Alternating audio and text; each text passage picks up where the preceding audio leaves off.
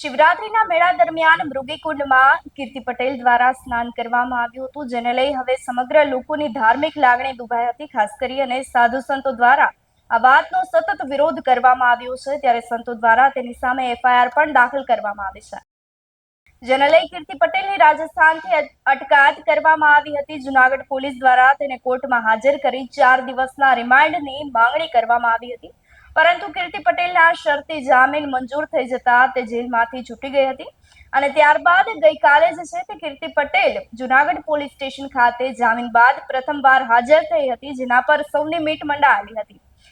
સમગ્ર બાબતની વચ્ચે કીર્તિ પટેલની મિત્ર એવી દિવ્યાની પણ અટકાયત કરવામાં આવી છે। જૂનાગઢના એક યુટ્યુબર પાસેથી 20 લાખ રૂપિયાની ખંડણીની માંગણી કરવાના કેસની અંદર તે કીર્તિ પટેલની મિત્રની પણ હવે અટકાયત કરવામાં આવી છે। ગઈકાલે કીર્તિ પટેલે જે કેસને લઈને હાજર થઈ હતી તે કેસ હતો જૂનાગઢના ભૂનાથ મેળાની અંદર મૃગીકુંડમાં સ્નાન કરવાથી સાધુ સંતો દ્વારા જે ધાર્મિક લાગણી દુભાવાનો કેસ દાખલ કરવામાં આવ્યો હતો, તેને લઈ ગઈકાલે કીર્તિ પટેલ તે જૂનાગઢ પોલીસ સ્ટેશન ખાતે હાજર થઈ હતી। ત્યારબાદ હવે તે અન્ય 2 કેસની અંદર પણ તે પોલીસ કીર્તિ પટેલની અટકાયત કરી શકે તેવી સંભાવનાઓ રહેલી છે। અમારી નજર સતત સમાચારો પર ટકેલી છે। તમે જોતા રહો ન્યૂ ભારત ન્યૂઝ।